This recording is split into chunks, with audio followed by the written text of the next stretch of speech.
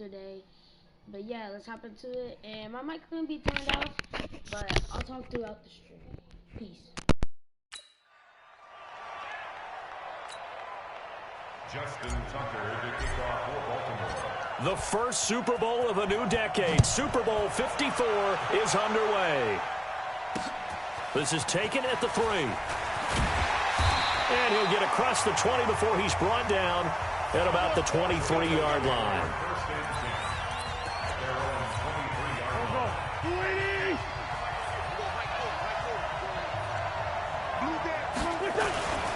Here's carry number 1 for Jordan Howard. And not much there.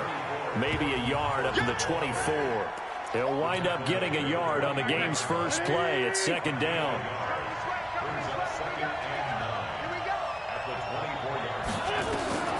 On 2nd and 9. Wentz and completes to Zach Ertz.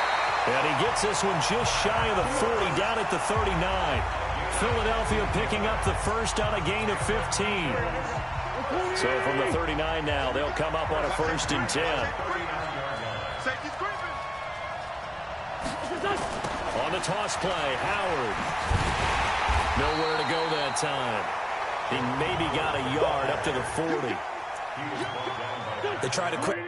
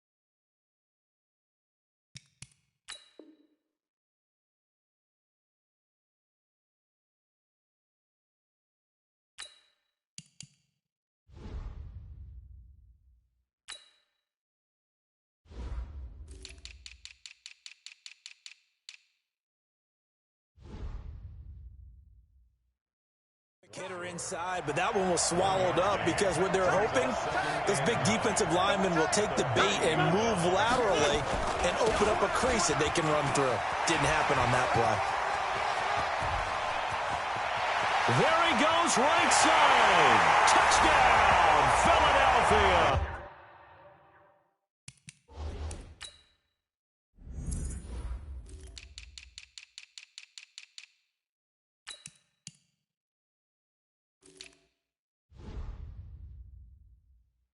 With a first touchdown of this Super Bowl, and a long one at that, as his guys are able to strike first here in this opening quarter. So a long play for our first points in the Super Bowl. No doubt about it, and what we see here is something that we saw all year long from them. The ability to strike from anywhere on the field. How about the way they got it started in this one? Now after the touchdown, here's Elliott on to kick it away. This will be taken to the back of the end zone. And he'll make it across the 20 as his guys will set up shop at the 23-yard line.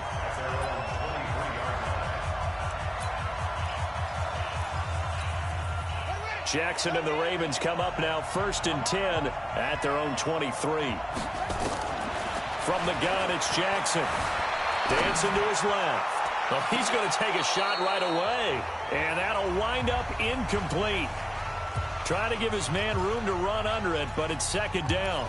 Well, that certainly looked like something that they discussed all week in practice getting ready for this one. Take the big shot right out of the gate. At worst, you'll open up the defense a little bit, loosen them up, have them back on their heels. He's going to take off with it. And they work this well upfield across the 45. Turns out to be a great idea to tuck that one. Good for 24 yards. Now, those are the ones that hurt defensively. You do everything right. Excellent pressure, good coverage downfield, and then he slips out the back door and turns it into a nice gain. And the former Heisman winner, this is Mark Ingram. And he'll lose yardage on the play back at the 45-yard line. That's going to go as a loss of 1 on 1st down. I like the strategy. Extra tight ends, extra beef. They want to run the football, but that means they probably want to run it inside. If you get strung out on the perimeter, you're in peril. Yeah, we saw the result. Negative. Nowhere to escape, and he goes down. Brandon Graham applying the heat off the edge. Defensive end gets in there that time. They were in a 4-3. What's the responsibility of the ends versus the tackles there, Charles? Well, most of the time when you talk about the ends, they're your pass rushers. They're the guys that you turn loose to try and get to the guy who's going to throw the football. The tackles, usually more of the run-stuffing variety. But the way this game is advanced, you're wanting a little bit of everything out of all of your guys. But let's just go ahead and break it down and make it simple. The guy who's the right defensive end versus a right-handed quarterback, that's the blind side. He's going after the quarterback. He's going to put him on the ground. Flushed out right. And he's taken down. Trying to do a little too much. Getting outside of the pocket. And it results in a sack. Well, that...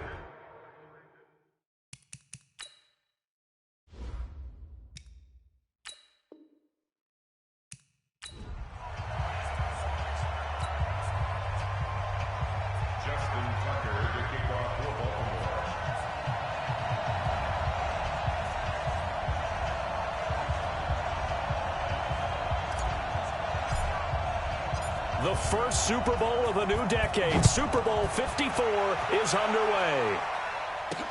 That'll be taken in the end zone. And no run back here. This will be a touchback, and it comes out to the 25-yard line.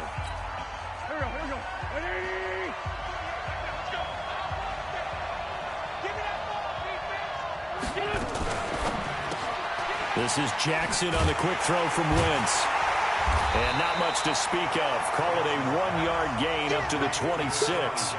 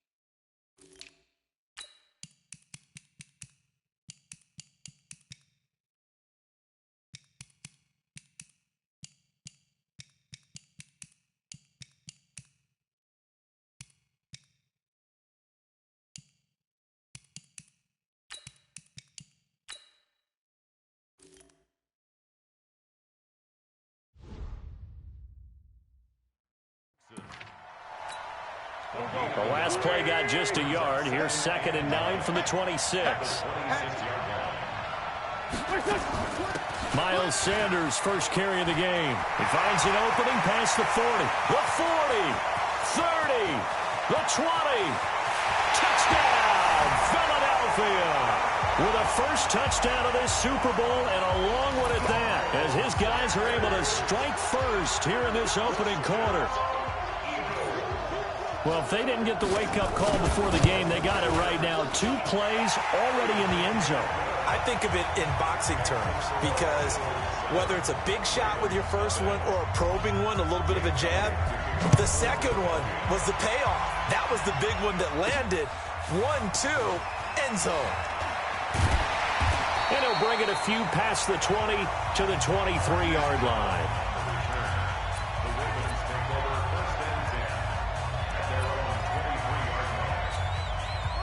Jackson and the Ravens come up now 1st and 10 at their own 23.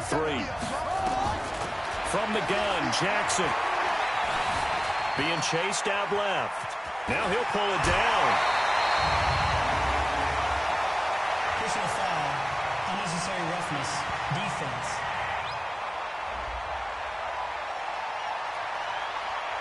Now, I know it's an emotional game, Charles. He can't do that. And when you get into your film sessions and you argue your case with your coaches, that's exactly what they say at the end. You just can't do it. It costs your team.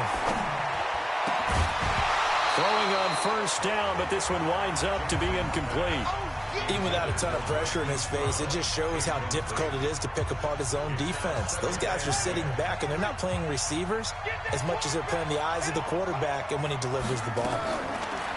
To throw again on 2nd down.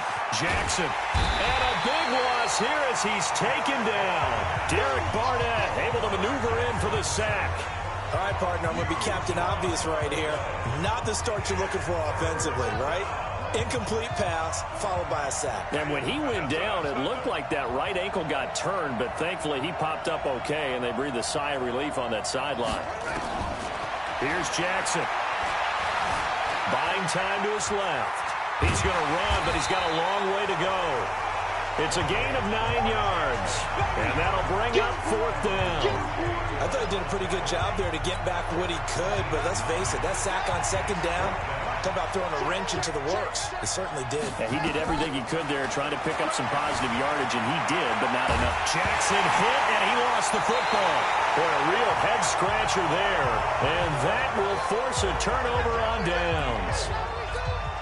And a little bit of good fortune there. He wasn't able to get it back, but he did have a teammate on the spot able to retain possession for them. A first carry now for Jordan Howard. A gain of 3, 2nd down. They tried a quick hitter inside, but that one was swallowed up because when they're hoping, those big defensive linemen will take the bait and move laterally and open up a crease that they can run through. Didn't happen on that play. And this will be a gain of 6 when it's all said and done. Down to the 15 from the 21.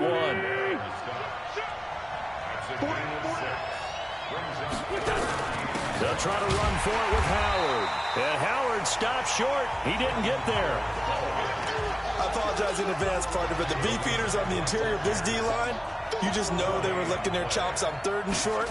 And yes, they were rewarded with a tasty dish, stuffing that one short of a 1st down. Well, we got beefeaters licking their chops and tasty dish in one fell swoop. I did apologize in advance, didn't I? Yeah, you did. That line's not eating tofu, I'll tell you that much for free. So unable to convert for the touchdown inside the red zone, but they do come away with 3. Yeah, it's a 32-yarder. That's essentially an extra point nowadays, right? Because it's 33 as a general rule for these guys. So it should be a simple kick. But you know what's really strange nowadays? When they miss an extra point, I think they carry that with them longer than missing a field goal because an extra point's supposed to be automatic. Absolutely, and I would think even field goals inside of 30 yards, even though they're substantially shorter than a PAT, it just has a different feel, doesn't it? A different feel, a different vibe. That's what I get from all the kickers I talk to. They always say if I miss an extra point, that's the one that bothers me more. And he'll get this up to the 34-yard line. The Ravens get a new set of downs, give them 17 on that pickup. Well, that play looks familiar because we saw them working on it in practice this week. And for a lineman trying to block on this play, they love when they get the defense moving in one direction. And when they try and change directions, it's a lot easier to pick them up and ward them off. They try and run on 1st down, but this one going to lose a couple yards as they get him behind the line. It's a loss of 2 there, bringing up 2nd down. Part of the thinking when you bring in extra tight ends, you're hoping that each of your guys gets those one-on-one blocks and creates a crease for your runner. You know what the converse is, though? You've got to win those one-on-one blocks, and when you don't, that's the result you end up with. I don't think anyone in the building fooled right there, as that one is going to blow up in their faces. Call it a loss of 14 on the play, and it's going to be 3rd down and forever. I'm not sure that you'd call it a trick play, but it definitely showed some imagination there. I wouldn't be surprised if they want to come back and show this play a few more times before this one is over. They're going to try the jet sweep on 3rd and long. He gets a good chunk of yards there, 8 all told, but they're still looking at a 4th down. That's a really good job right there. Just kept stringing that play out, pushing further and further towards the sideline. Really good fundamentals by that defense. He was trying to put his foot in the ground and turn upfield. He just couldn't. No, they really had a picket fence in front of him. No room to find to get upfield. A surprising move to go for it. Predictably, at least somewhat predictably, it doesn't pay off. And the Eagles are going to take over in great field position. And, partner, I'm not really sure what in the world they were thinking on 4th and long there at this stage in the game, but do you think social media may be firing up a little bit right now? Oh, the coach is trending right now. Right? There's no doubt about it. People are wondering what that decision was. But it takes me back to a number of years ago. A very successful coach in the league had told himself before a playoff game he was going to be aggressive. No matter what, he's going to be aggressive. And it ran his team into some real problems early, and they got upset in that playoff game. Let's see if this team can recover. Well, that's aggressive in capital letters with blip. Into a double team, and it's intercepted. It's the former Seahawk, Earl Thomas. And a big turnover there as his guys will get the football back. It had been a near-perfect beginning to this football game. Already a double-digit lead first quarter, but their first misstep. And you know how it is, partner. Sometimes when everything's going right, you start to feel like you can do just about anything you want on the field. This one didn't work out. If I were him, the ball comes out, but this will fortunately wind up out of bounds. He'll get 10 there all on his own, but it'll be 2nd down. I don't know about you, but I could hear and feel the sigh of relief all the way up here in our booth. That was palpable. The sideline, the friend there. No doubt about it. Ball goes over the sideline, able to retain possession, no turnover. I know his coaches are screaming, just hang on to the ball, man. Brandon Graham able to drop in that time for his 2nd sack of the evening. After the sack, they'll come up now 3rd and long. Yeah, I wouldn't be surprised to see them run the ball here just to try and get some space. Now Jackson. And they'll mark him down right around the 9, just shy of the 10. 5 yards that time out of the scramble. But now they're looking at a 4th down situation. He certainly had plenty of success running the ball, and right now I'm getting the sense that he's looking to take off and run every time he steps back to throw it. But they did a nice job there collapsing on him and holding him to a short game. And he's going to go down right near the goal line. The officials look at each other. They're going to mark him at the 1-yard line.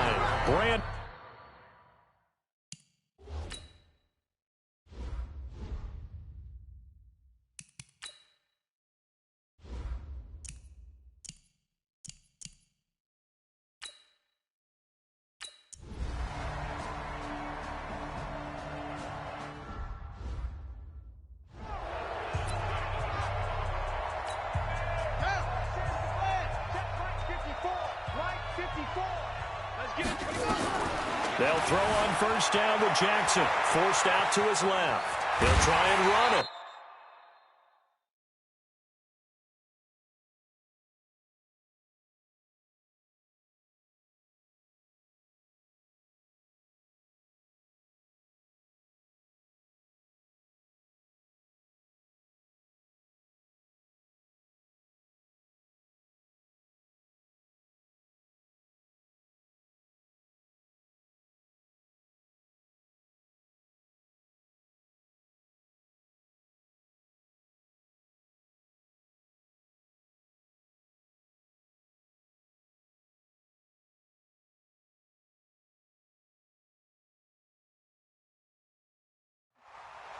The improv on the scramble there gets him 6, and it'll be 2nd down. Well, he's proven real effective running the football. No one open, don't force it. Just get what you can, and that's what he's done very well in this game. Throwing again on 2nd down, but this time it's incomplete. So he can't hang on, and as I watch that unfold, I remembered an expression that I've heard, maybe from you, I don't know, but you're going to get hit anyways, might as well hold on to the ball. Well, you know a coach said that, right? Yeah. Not an actual player. Not any chance at all. Way easier said than done. Eluding the pressure right. That'll be taken in there by Miles Boykin. They get 14 on that one. That's good for a Baltimore first down. As a general rule, offensive linemen like to know where their quarterback's going to be when he's setting up to throw the football. But sometimes they just have to get on the run, get on the move. He was able to do that on that play and picks up a first down with a nice throw. Steps away to his left. Now he'll throw deep left side. This is caught inside the 15. And all the way in for a Ravens touchdown.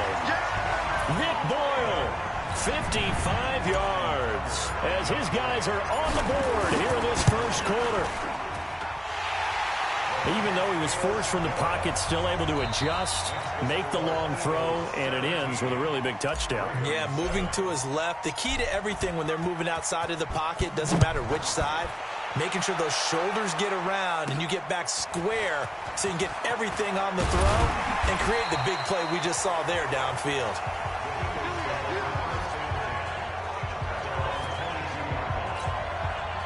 The Eagles offense set to begin their next drive. They've shown precious little here offensively thus far as they try again with a first down now. And now the drive starts with a completion out to the right. And he'll be out of bounds across the 30-yard line. Give him 9 there on the first down completion. That last catch short of the marker by just a yard leaves him with a very manageable 2nd and 1. And he'll be brought down right around the 37. 6 yards the pickup, and that's a first down. Line of scrimmage, the 37 on 1st and 10. From the gun, it's Wentz. He's got the first down and more past midfield. The 30, past the 20, and he'll take it into the end zone for an Eagles touchdown. Nelson Aguilar, 63 yards. And the Eagles able to push further out in front. That's a pretty quick response to that last touchdown drive, and it seemed like they had maybe given up momentum. Not so fast. No, not at all, because they ended up pushing the lead up once again, and you're exactly right. Thought momentum might have been shifting. Instead, they grabbed old Mo, didn't let him get to the opposite sideline. Fielded about a yard deep. And he'll wind up about 4 yards shy of where he would have been if he had taken a knee, as they'll start at the 21-yard line. Baltimore coming back out here on offense. Charles, unfortunately for the Ravens this year, it just feels like a failure. Yes, the 14 wins in the regular season, but that divisional round loss to Tennessee, such a shocker, really stunned everybody in the NFL. It certainly did, and I know exactly what you're saying when you say it feels like a failure, yet you don't want to say it, do you? Yeah, I know. I mean, it just feels wrong to say that, but let's face it, the bottom line is getting to the ultimate prize. And when you're 14-2 in the regular season, you're the number 1 seed in the AFC, and you lose at home in your first playoff game, it will feel like a failure, and hopefully that'll motivate them going forward. But I think part of it is they didn't need to play Week 17, and they pulled a lot of starters. So now that week is gone where you don't play. You get the open week, right? You end up getting essentially 2 more. It's too long for them sitting, and I think it hurt their timing and maybe their edge. But tell me if you agree, I think it's safe to say that Lamar Jackson and company will be back and strong next year. It'd be a surprise if they are not, because don't forget he couples it with a pretty darn good defense too. On 3rd down, Ingram, and he won't be close to a first down as he runs into a wall right around the line of scrimmage. Call it no gain there, and it leads to a 4th down. That didn't appear to be a run blitz. He just darted in once he saw the run develop. That appeared to be a case of see ball, get ball. Boy, a call like this, certainly tougher to make in a Super Bowl, but they'll go for it on 4th down. Dancing to his left. He may try and run for this. 20! And he will score! Touchdown, Baltimore! Lamar Jackson, his 2nd touchdown of this Super Bowl. And the Ravens get a bit closer.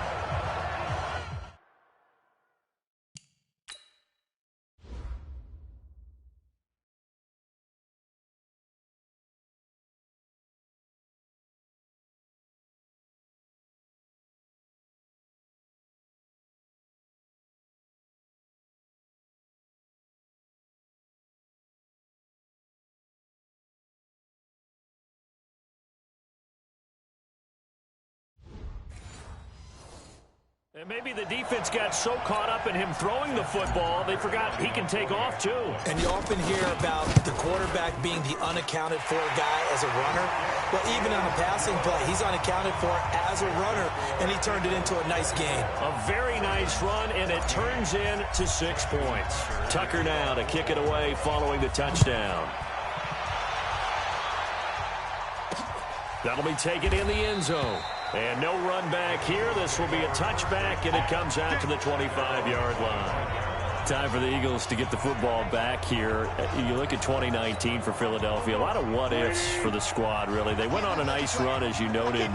4 straight wins. Won the game that they needed to down the stretch over the Cowboys in Week 16 to essentially win the NFC East.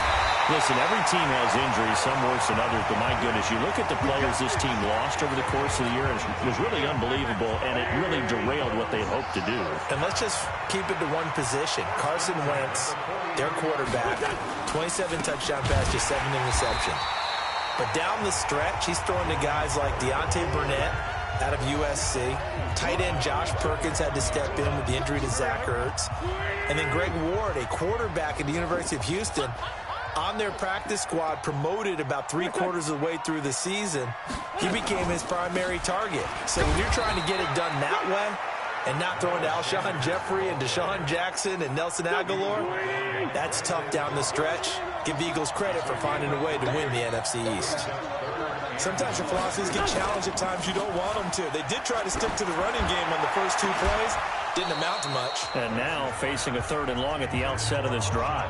Now a shot taken on 3rd down, but it's going to wind up incomplete. But one thing's for sure, when you've got a big receiver and you trust him downfield, you're going to give him opportunities to go up and get that 50-50 ball. And he is a darn good big receiver. Unfortunately, that time didn't work out. Nice job defensively. And that's going to go in the books as a 55-yard punt. Well done. And the Ravens will get it. 1st and 10 from deep in their own territory.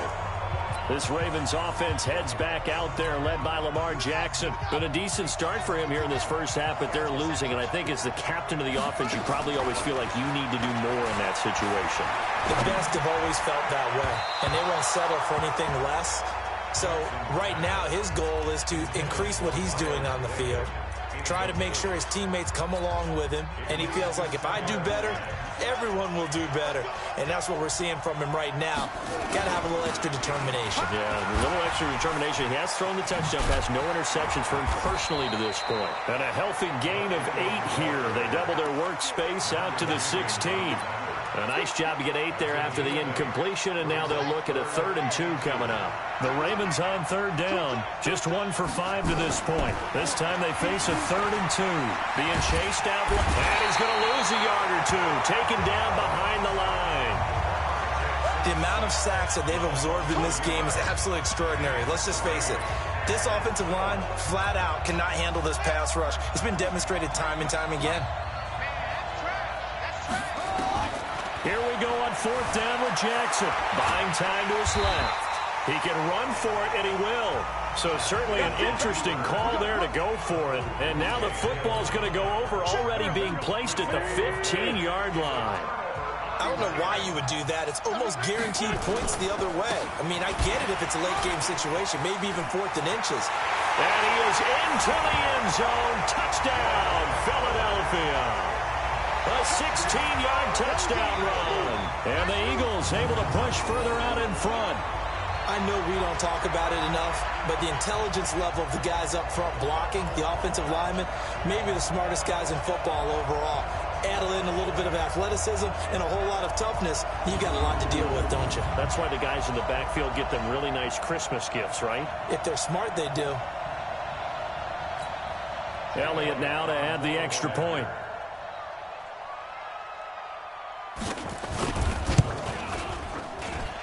And that'll make this a 3-score game as the lead moves to 17. A nice tidy little drive there, getting the ball in excellent field position, and only 1 play to score it.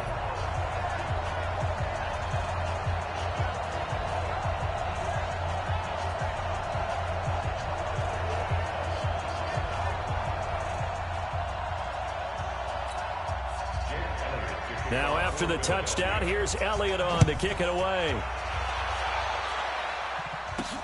Fielded about a yard deep. And he'll take it back to about the 19-yard line. Let's go. Lamar Jackson marching back onto the field. Been a decent start for him here in this first half, but bottom line, his team's losing. They got to fix something. And it starts with him. He has to keep that little quarterback strut going right now to make sure that his team sees him as confident. Continue to try and up his game, but just let him know, hey. Nowhere to escape, and he goes down. Brandon Graham bringing the pressure yet again. That's his third sack here tonight. And that's his third sack, and that ties a Super Bowl record. Makes me think of my old college teammate, Reggie White. He had 3 with the Green Bay Packers in Super Bowl 31. Darnell Dockett of Arizona, Super Bowl 43. And Coney Ealy, 3 sacks for the Panthers against Denver in Super Bowl 50. All those sacks, they've only been an official record since Super Bowl 17. I know it's believed that L.C. Greenwood unofficially had 4 way back in Super Bowl 10. Wearing those golden high tops as well. Escaping the pressure right. And this is incomplete. He was trying to get it to Seth Roberts. But now it's third down.